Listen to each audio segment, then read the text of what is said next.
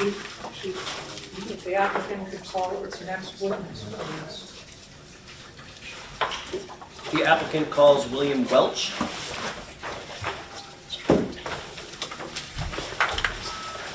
Who's on deck?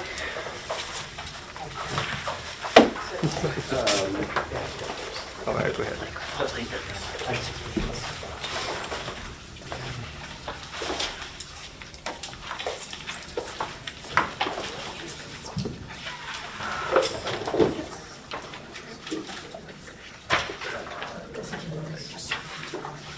Pardon me, off record. I don't think we specifically spoke about Dr. Valberg, or whether he can meet or not at this point. Just released to go as well. He's free to leave.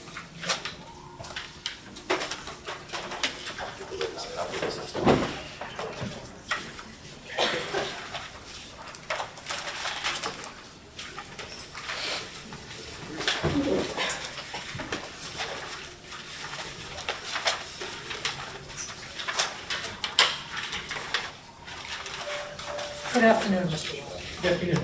Do you swear or affirm that the testimony you're about to give will be the truth, the whole truth, and nothing but the truth? I do. Well, Good afternoon, Mr. Welch. Good afternoon. Could you please introduce yourself by stating your full name for the record? William Welch. Mr. Welch, who were you last employed by? Enbridge. And are you now retired? Yes. When did you retire? November 30th, 2018. Did you submit pre-filed written testimony in connection with this proceeding? Yes, I did. And did you submit that testimony on behalf of the applicant, Algonquin Gas Transmission? I did. Thank you.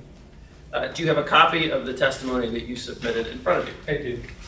And did the testimony include exhibits? Yes. And are they included within the testimony in front of you? Yes. If you could just turn to the last page and confirm for me that you signed your testimony under the pains and penalties of perjury. I did.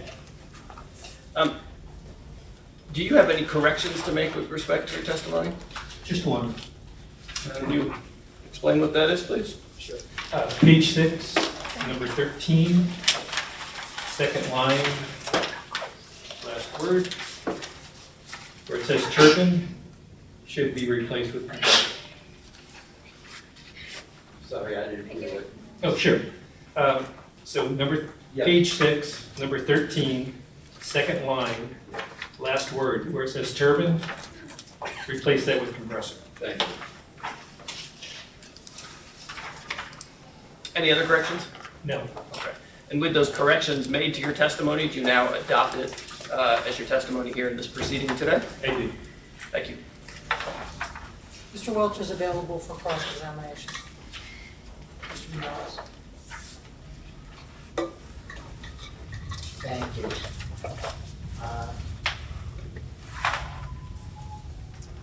Mr. Welch, I'm Raymond Miyares. I'm Special Counsel for the town of Weymouth. If you could keep your voice up, please. I will do my best, but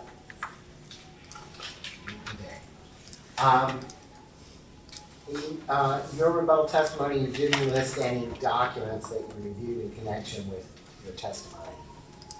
Can you identify any documents that you reviewed? What's in here in the exhibits and the testimony of Mr. Powers. Okay, is that basically the universe of documents that you reviewed? Yes. And in preparing your testimony, did you have occasion to consult with anyone at Enbridge or at Algonquin? Yes. Who was that? We had one conference call. It was just a group of us, couple of people within engineering design. And group, could you identify the group who was in that group? Sure, it was Kenneth Shutter, Ken Squares, myself, I believe council may have been on. I don't remember everybody's name on there.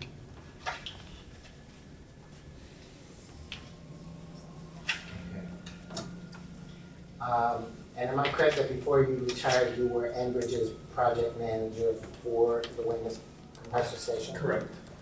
Okay. And the compressor station is part of a larger project that's known as the Atlantic Bridge project? That's correct. Okay, and it's one of 3 compressor stations that are part of the Atlantic Bridge project. Is that Correct. And Algonquin uses its pipeline infrastructure to provide capacity to transport natural gas, is that right? Correct. Okay. The purpose of Atlantic Bridge is to allow the Algonquin pipeline to transport natural gas to points north in New England and Canada, is that Correct.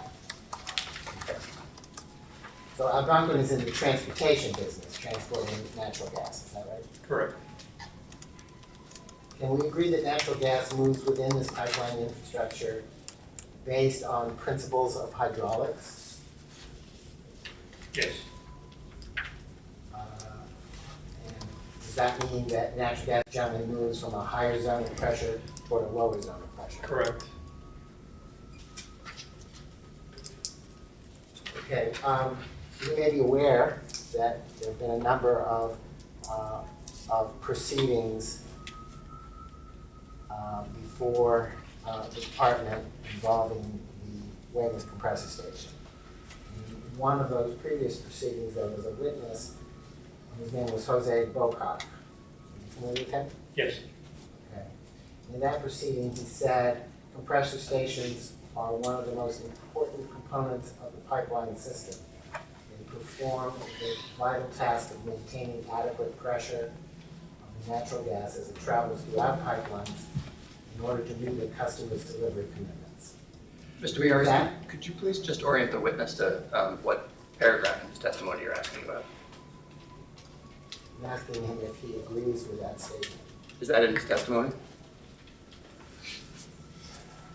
Well, he gave testimony about the purpose of the project, and he indicated that he was the project manager for this project. I'm asking him what this project is about. I can add to that in paragraph at least 6 of his testimony, he referred to the Chapter 91 waterways proceeding and findings that the presiding officer made, so I think that that proceeding is within the scope of his testimony. I'm not actually objecting to the question for the record, but we have all been asked to identify the. What paragraph? Yes. So if, with Mr. Bertram's addition to the cross-examination, identifying at or about paragraph 6. Thank you. Okay, so do you want me to repeat what Mr. Bocock said? Please. He said, compressor stations are one of the most important components of the pipeline system. They perform the vital task of maintaining adequate pressure of the natural gas as it travels throughout pipelines in order to meet a customer's delivery commitments. Do you agree with that? Yes.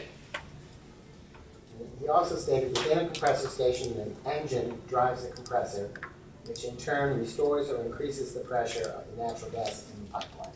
Agree with that? Yes.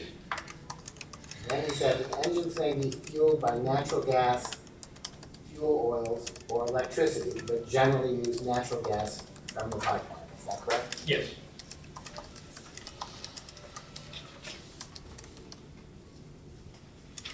In paragraph 7 of your testimony,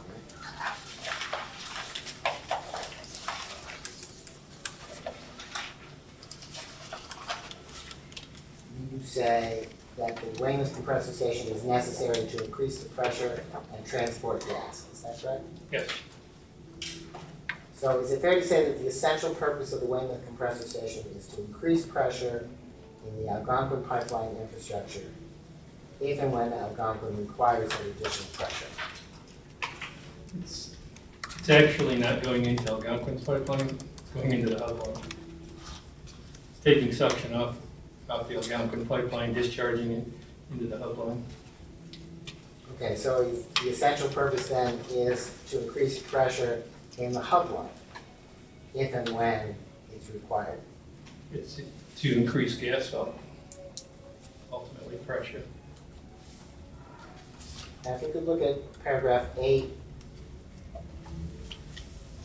of your rebuttal testimony.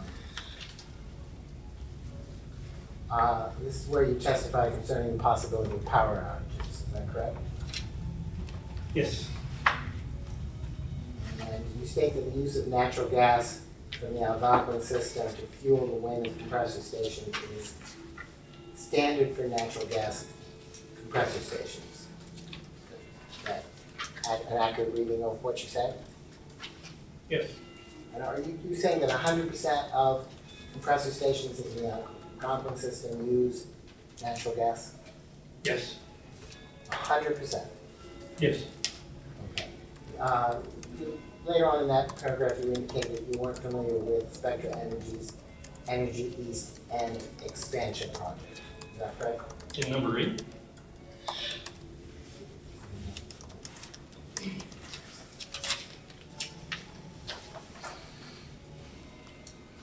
I'm sorry. It's actually 26, I'm sorry.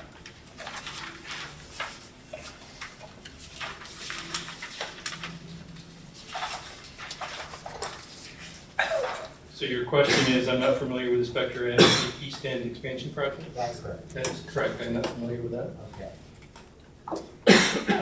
So you're not actually disputing Mr. Power's testimony that that project was proposed to have 3 compressor stations, each with 2 10,000 horsepower electric motor driven compressors. I don't know of anybody within the company that's aware of it.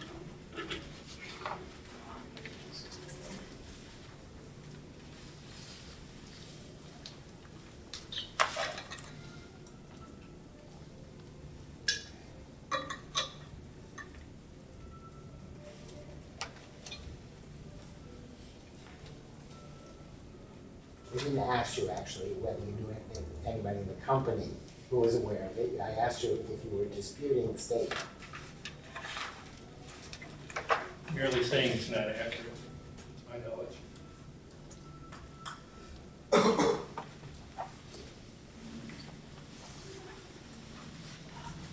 In what way is it not accurate? I don't believe it's a project that exists, Is it a project that ever existed? not that I'm aware of.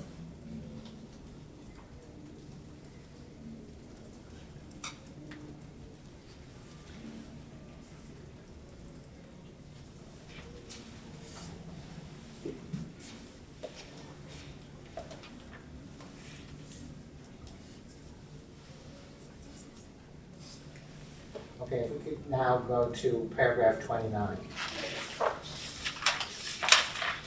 Okay.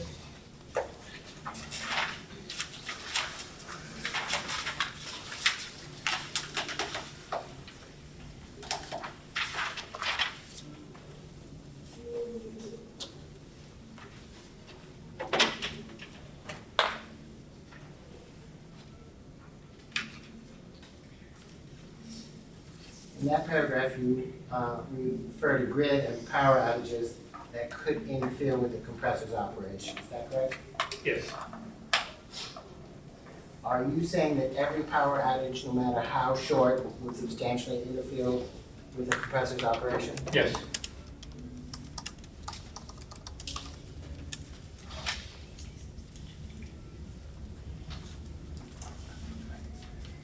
But you agree that during non-power outage situations, the essential purpose of the Weymouth compressor station can be met by electric compression, don't you?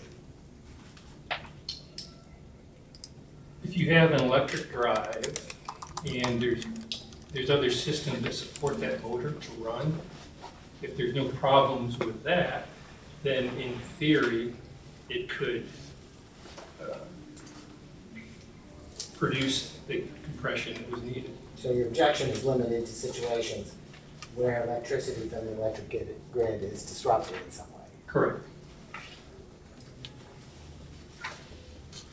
So in connection with your testimony, did you make any investigation into the historical frequency or duration of electric grid disruptions in the Fall River area? Several years ago, when we were preparing the application and the resource reports, we did talk to National Grid to get a feel for reliability. Okay, and who did you speak to at National Grid? There were a few different names that I recall. I believe one was Catherine Cox, and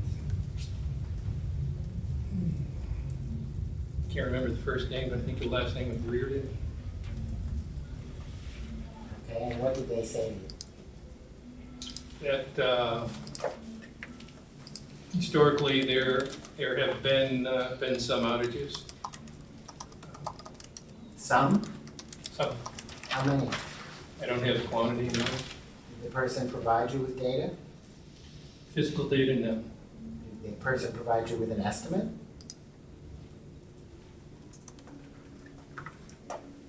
I don't recall the frequency that they gave.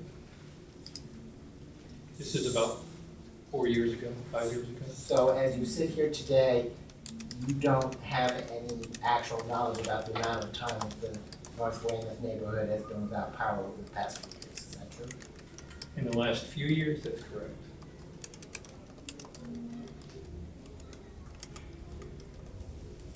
Okay, if we could now turn to paragraph 9.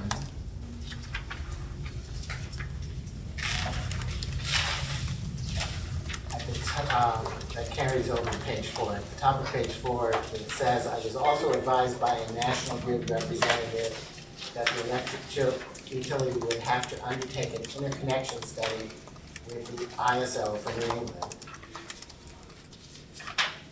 the independent not-for-profit company authorized by FERC to perform grid operation, market administration, and power system planning for the New England states. See that? Yes, Who was that representative? same two names I just provided to you. Okay. And do you know what their titles are? They were project managers, as I recall. Project managers. For what project? Just their titles in the grid.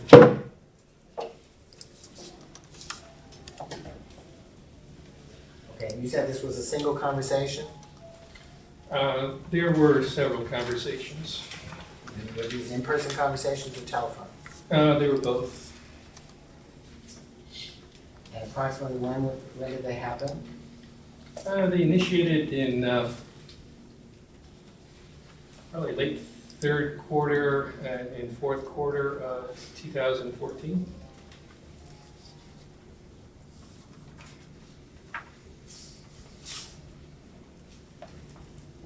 Okay, and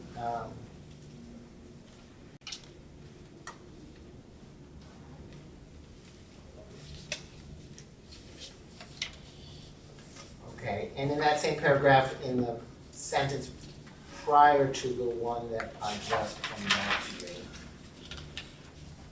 you, you refer to planning, permitting, and contracting requirements that would have to be satisfied in order to install an electric motor drive compressor station. You see that? Yes. Would that permitting include having to get airplanes approval from the department? I don't know. What this is in regard to is with National Grid, because they are the distribution company, and the power company is the transmission source. We established an agreement with Grid to do an engineering study on what would needed to be done to provide the additional electrical supply to us. They then referred to discussions that they had with Eversource, or NSTAR at the time, I believe it was. And they gave me the background for the durations and what would need to be undertaken here if we were to pursue this. Okay, so when you're referring to the planning, permitting, and contracting requirements, you're not referring to an airplane approval that Enbridge would need to get from DEP. Correct. This is strictly for the power source.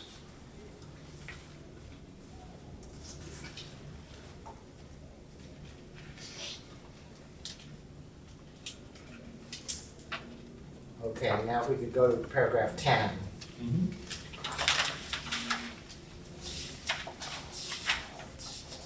Right at the beginning, you say, the electric alternative constitutes an unacceptable redesign and change in scope and purpose. You see that?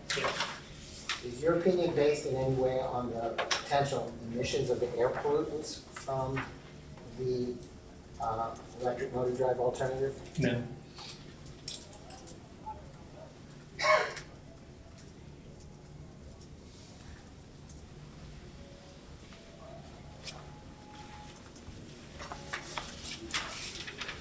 Okay, now if we could look at paragraph 11.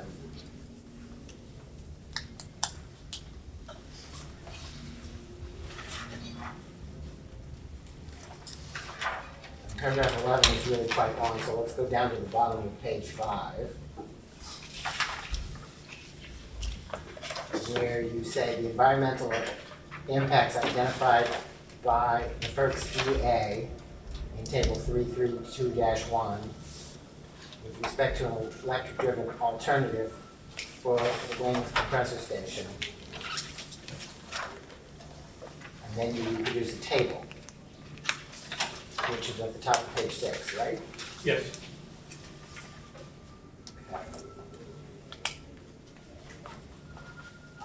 If you look at that table under, in the right-hand column, under potential issues,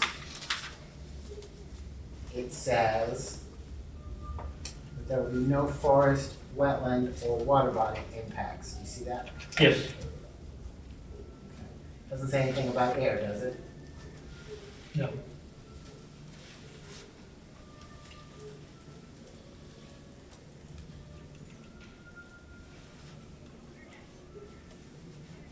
Okay, now if we go back to paragraph 9.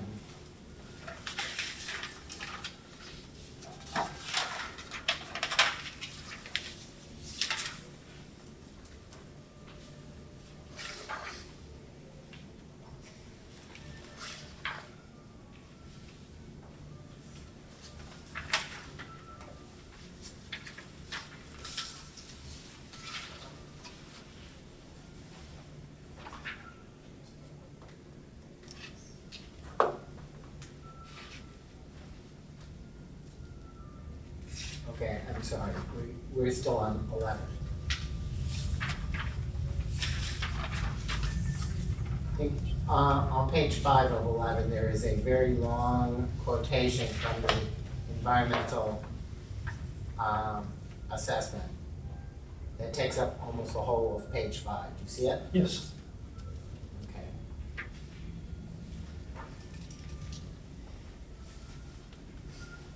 Okay, about in the first long paragraph there, about halfway in the middle, there is a sentence that begins, "It is also." Do you see it? Okay. And that sentence says, "It is also unlikely from a regulatory and construction standpoint that electric-driven compressor units could be installed in time to meet the needs of the project shippers." Did I read that correctly? Yes. How long do you estimate that it would take to permit and construct the facility with a electric motor drive? It was estimated, and it's in here, that it would be 36 to 42 months to get the electrical source approved and permitted. Okay. That's not what it says in table 3.3.2-1, is it? It says minimum time. Yeah. It says 18 to 36 months, correct? So, Okay. So do you agree that 18 to 36 months is the right amount of time? Objection. One. Can you restate that, please? So do you agree that the entry that suggests that the time to permit, design and construct is 18 to 36 months, do you agree with that estimate? Are you asking him what the table states? Now I'm asking him if he agrees with the estimate. And the estimate for what exactly, just so the record is clear? The record is clear already. The number, it says right on in the second column from the right, 18 to 36 months. Objection. What's the, I don't know what his question is. I'm sure the witness does not know what his question is either. I pointed out an entry on the table. I'm asking if he agrees with it. Mr. Welch, do you understand the question? May I state the nature of my objection? Yes, please. Okay, so the table says minimum time to permit, design, and construct, correct?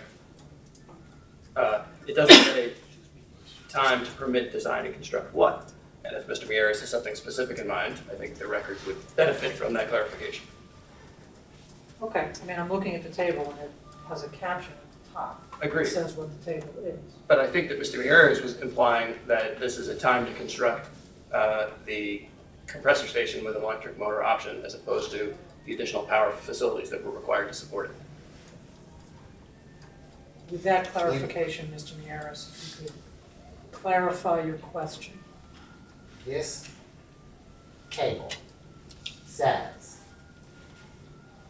as its title, additional power facilities required to install electric-driven compressor units at compressor station sites for the Enbridge project. And then it has a heading at the title, minimum time to permit, design, and construct.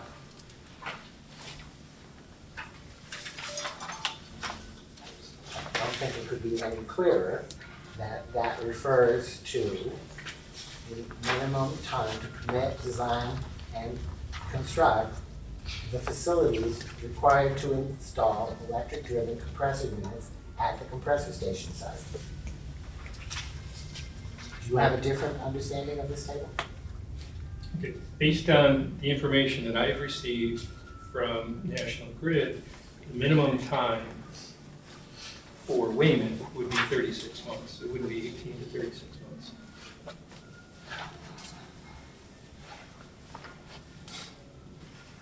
Okay.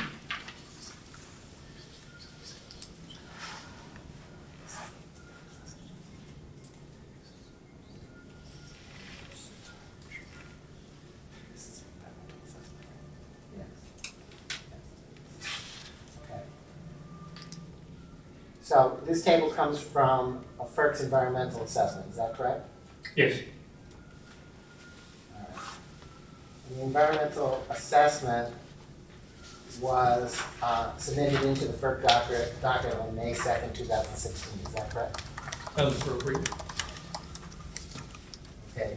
And you had different information, you testified earlier that you had different information that you had based on conversations with two project managers from National Grid from the third and fourth quarter of 2014, is that correct? Yes.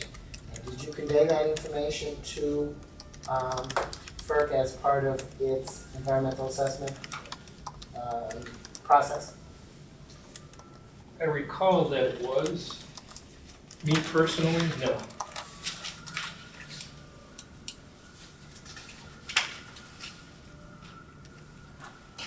Or do you know when it was done?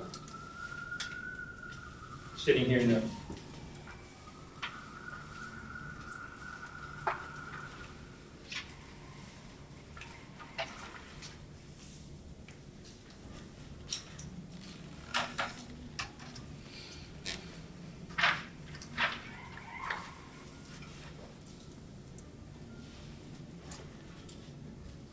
Okay, so if you measure from the fourth quarter of 2014 and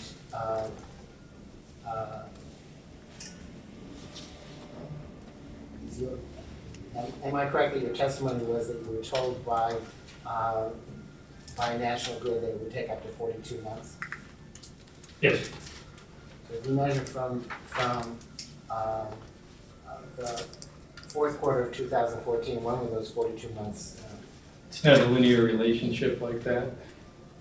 Okay, first off, there has to be an agreement between Algonquin and National Grid. I understand that, but that isn't actually what I asked you. I asked you if you measure from 2014, when is 42 months run up? Objection, relevancy? It's relevant until you show it's not relevant, so let him proceed. All right, so take November of 2014. 3 years will be November of 17, which correlates to the in-service date of the project. 42 months would take you past the in-service date of the project. Assuming that on that November date, everything was in place for National Grid and Eversource to do their whole project. Okay, so the current in-service date is when? November 1st, 2017. Now, the current in-service date. I don't know what that date is. I no longer work for the company.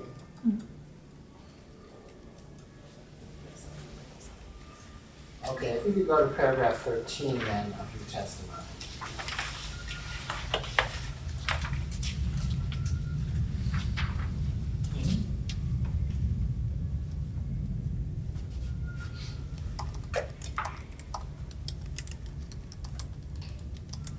And there you note that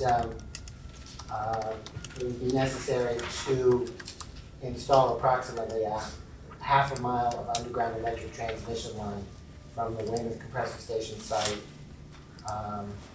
to the Ivria substation. You see that? Yes. And what is your basis for your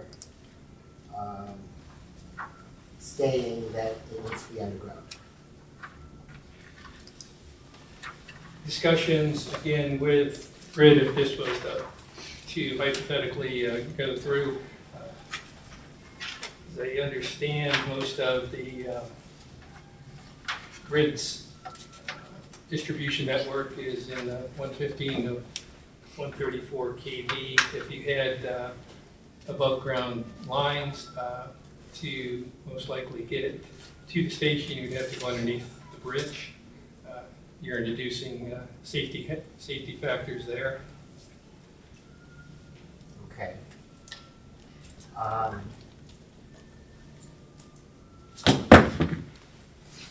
Tell me more about the safety factors that it's introducing. Protection of, it's very similar to what you see with rail lines and all, people jumping off bridges. Could land on the lines, electrocute themselves, things of that nature. It would also be cutting right through the center of the power plant, which would has the potential to impede them for their future work and development and/or maintenance activities.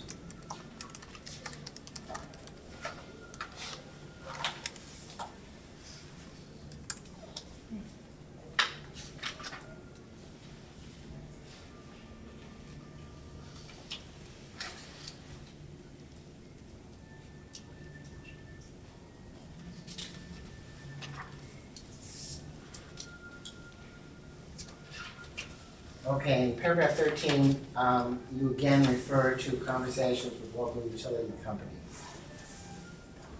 Does that refer to the same conversations? Yes.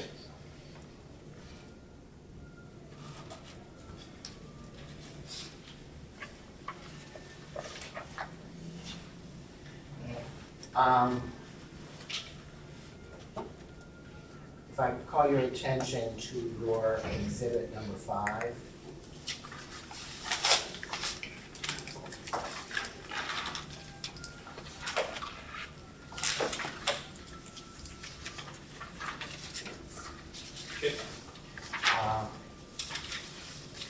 Can you describe for us what this is?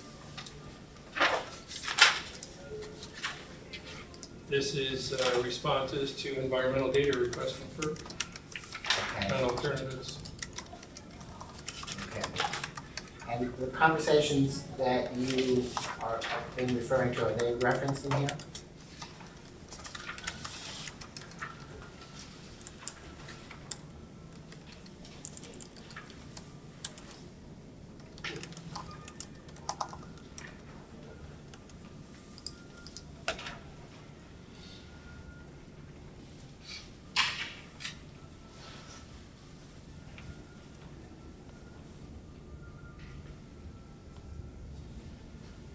Yes, they are.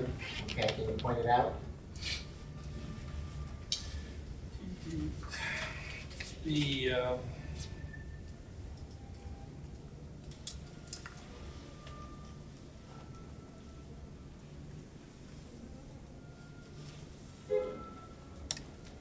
where we would need to construct a substation within the Weymouth compressor station property boundary, transform the transition level voltage down to 13.8 kV. Mr. Welch, one second, could you just direct them to what? Oh, I'm sorry. Page 37, response 2D, Delta. Thank you. Okay. Uh, And the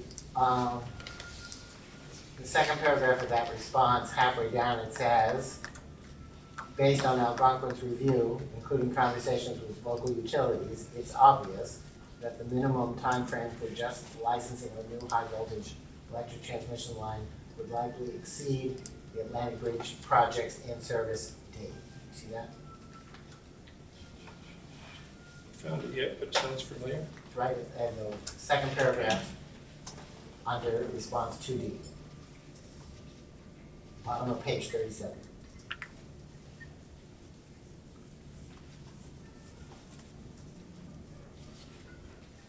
Read it once more, I'm sorry. Based on Algonquin's review, Okay, including conversations with local utility companies, it's obvious that the minimum time frame for just licensing of a new high voltage electric transmission line would likely exceed the Atlantic Bridge project's in-service date. You see that? Correct. Okay, and in the previous sentence, just prior to the one I read aloud, there's an estimate, right? It says historical timeframes to permit transmission lines vary between 18 to 36 months.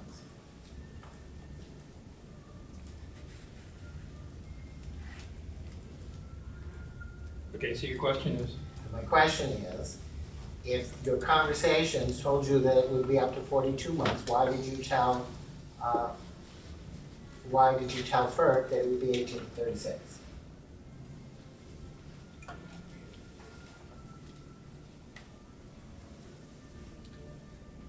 This response here, as I recall, is an aggregate to the 3 compressor stations that we were looking at electric drive. So you see up in the first paragraph, it's got Oxford and Chaplin as well. I see that. So is your testimony that the conversations that you had with National Grid indicated it would take 42 months for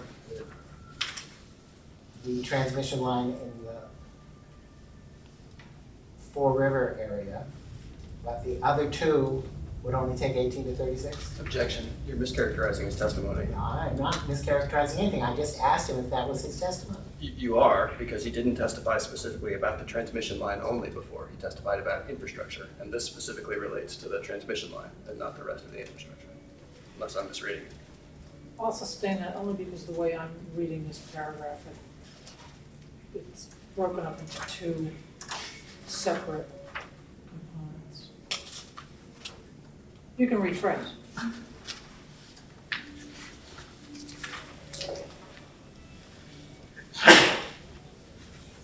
We're asking. All right, I'm going to try to get you to clarify what you're saying. The sentence that says historical timeframes to permit transmission lines vary between 18 to 36 months. You said that, right? It said, It said there. And are you telling me that this sentence is intended to refer to a subcomponent of all that is necessary by way of infrastructure improvements, namely only the transmission lines? You're asking if he has personal knowledge of the intent behind this writing? I'm asking him to interpret this sentence. just going to read it once more.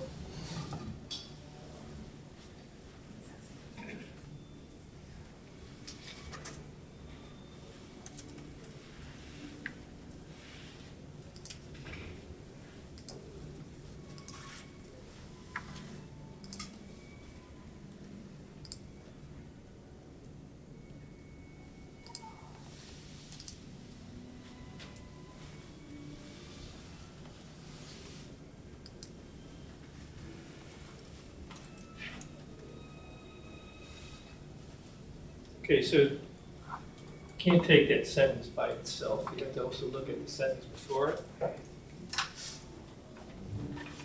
So the utility substation and or grid infrastructure improvements would be identified by the utility after performing a load study for each station. Historical time frame to permit transmission lines varies between 18 to 36 months. Based on Algonquin's review, including conversations with local utility companies, it's obvious the minimum time frame for just licensing a new high voltage transmission line would likely exceed the Atlantic Bridge projects in service date.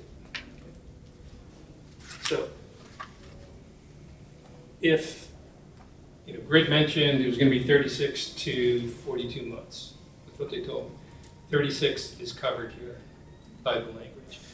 But that's assuming that you got to have all this other agreement in place for them to do the work. So in either case, it takes you well past the in-service date for the project.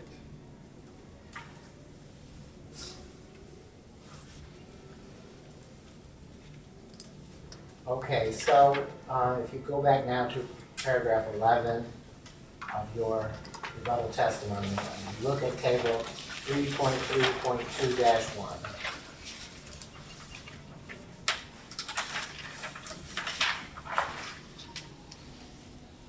Is there anything in this table that suggests to you that FERC took your, understood your statement to mean that 18 to 36 months was necessary just for the transmission line, that there were other time periods involved in installing the electric-driven compressor unit at the compressor station site? I'm not sure the basis of how they established that lower end threshold. So when you saw that this in the document, did you, or did anyone at Algonquin attempt to correct the misinterpretation? I don't recall.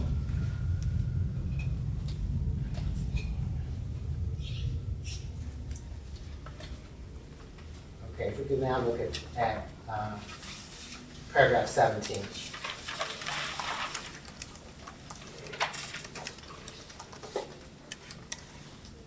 You referenced there something that occurred in February 2015, where a representative from Eversource indicated to National Grid that upgrades to the Edgar station would cost $6 to $9 million.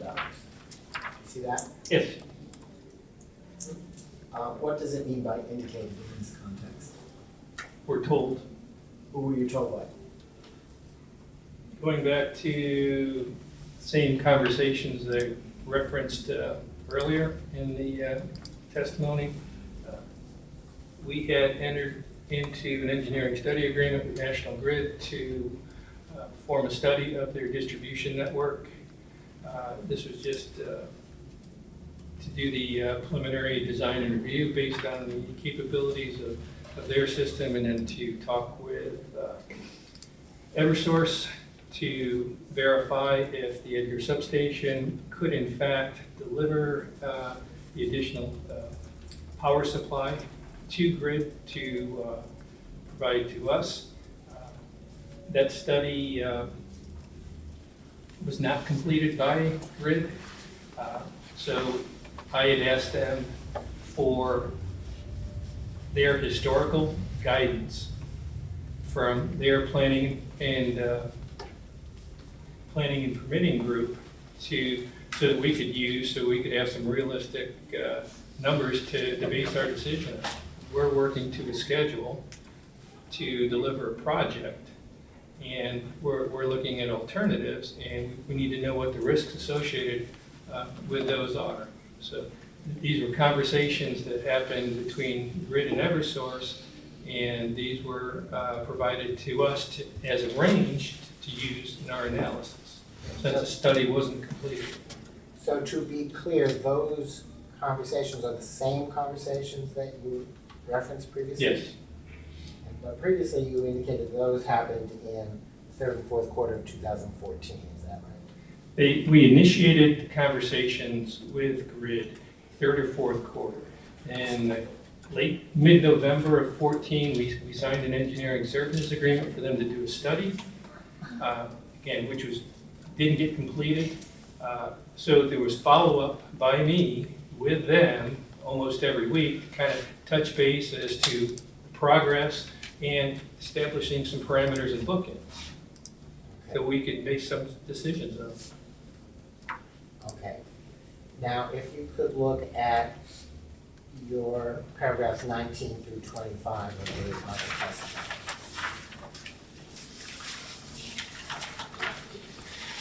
Okay. Okay. Those paragraphs are headed under Title C, Natural Gas from Algonquin's own system provides control and allows continuous operation in the event of the loss of electric power. You see that? Yes. Okay. So, in 19 through 25, there's a discussion of the basis for selecting natural gas-fired compression instead of electric compression. Is that fair? Yes. Okay. And do any of the reasons cited there involve air emissions? No, it was all based on power supply. Okay.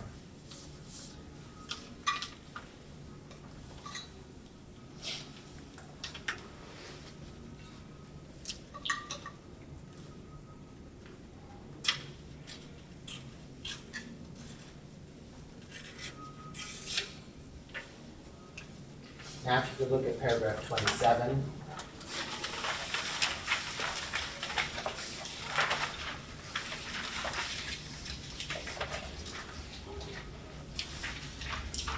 The last sentence of that paragraph says, here a gas-fired turbine would not have the same installed cost as an electric motor-driven compressor because of the necessary additional utility infrastructure and upgrades discussed above. Did I read that correctly? Correct. And in that paragraph, you don't identify any other cost differential, do you?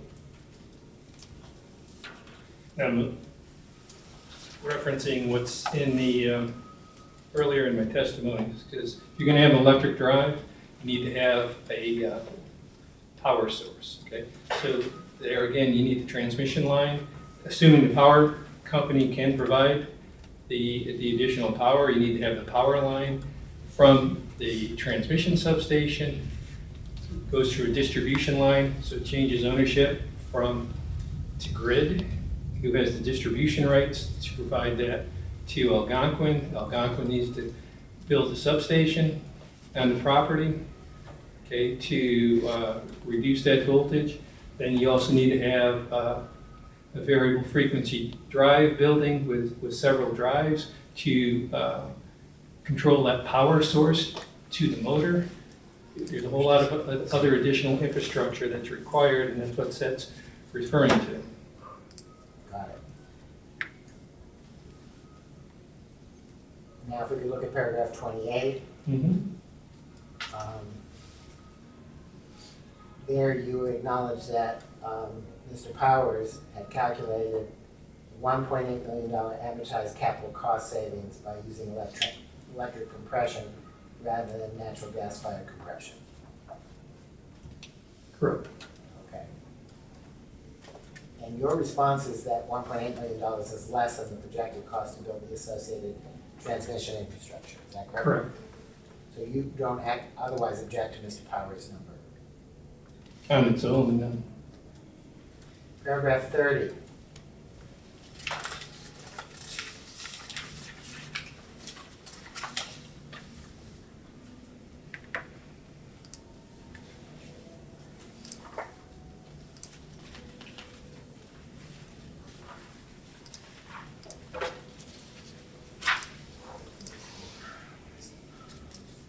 The last sentence of paragraph 30 says the VFD building and cooler increases the necessary station footprint and adds additional noise sources.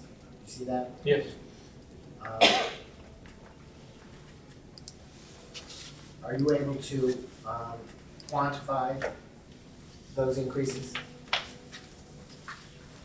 Can't give you a firm number since the design was never done.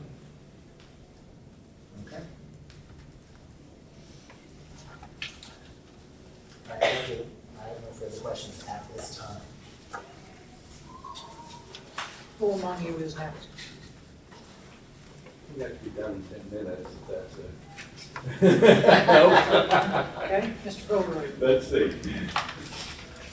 Good afternoon, sir. Shaun Walsh from the town of Braintree. If you would turn to paragraph 4 on page 2. I just have some questions really about the process that went on here. So you describe in that paragraph about 4 lines down Algonquin having prepared an alternatives analysis that was submitted to FERC. Is that correct? Yes. Okay. And is that what is referred to at the end of the paragraph as resource report number 10 dated October 2015? Yes, it is. All right. And what was your role in preparing that report? I collaborated with other folks within the company to come up with a narrative response. All right. And after that was submitted, I see a reference in paragraphs 13 and 17 to environmental data request from FERC dated January 21st, 2016. Mm-hmm. Was that in response to the submission of the resource report from October 2015? Yes. All right. And did you participate in the preparation of the response to the data request? Yes, and part of that response was the information that we've already discussed. Okay. What led up to Algonquin's preparation of the alternatives analysis? Did FERC ask for it? How did it come to be that Algonquin reviewed the alternative of an electric motor as a source of power for this project? In recent years, FERC has been requesting it, so it's just part of standard practice. All right. And yet, if you turn to paragraph 8, if you just read the first sentence there. I'll read. Yes, An paragraph 8. essential feature of the proposed Weymouth compressor station is that it will use natural gas from Algonquin's system for fuel, as is standard for natural gas compressor stations. So, isn't that,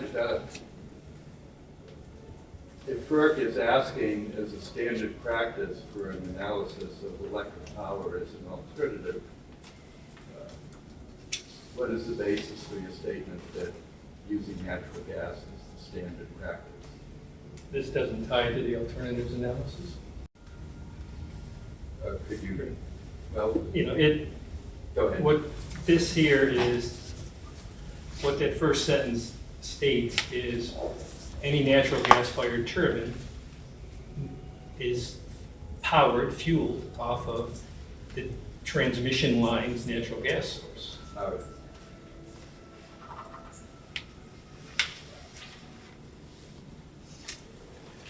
But nonetheless, I think, as I understand the basis of the reasoning for using natural gas rather than electricity for power, is you listed the various problems that you see inherent in the use of electrical power. Yeah, it gives you control over the fuel source. So in paragraph 8, I guess maybe I'm missing it. we say the use of natural gas is standard for natural gas compressor stations. I guess I understood that to mean the use of natural gas to power the motor for operating the compressor station. Is that what you mentioned in paragraph 8 or something else? Yeah. There's, with a gas-fired plant, there's a turbine. Okay. With an electric motor drive, there's an electric motor. Right. It requires an electric power source, independent of natural gas. And with electric motor, you don't have any control over the power source. And if you lose that power, just like a light switch, it goes off. All right. When did you, and I say you meaning Algonquin, first have communications with DEP about this project? let's say specifically the air quality section. I would have to refer to the environmental permitting group. I don't know the exact date that transpired. Did you have communications with DEP about, with the air quality section about this project? I attended one meeting with DEP, but it was long after the first contacts with them. So there were other people at Algonquin who dealt with the, I would say, the environmental? Yeah, air permitting group. All right. And do you know, to your knowledge, did DEP ever ask for an analysis of the electric motor option? I have no idea.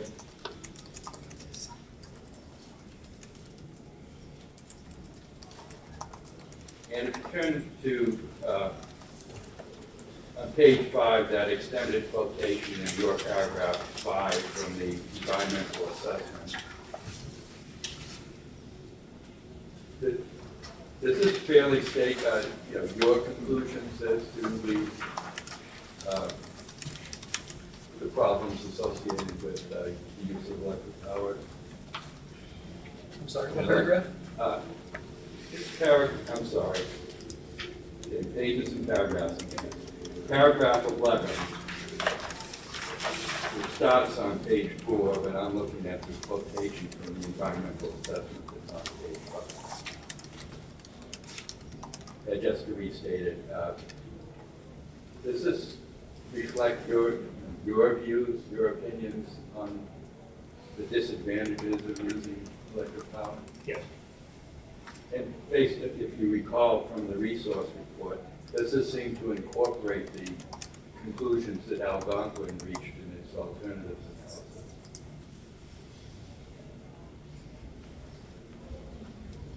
Without rereading the whole thing, I'd say yes. Is there anything in here that you would disagree with, if you wish to take the time to review it? Okay, I'll read it.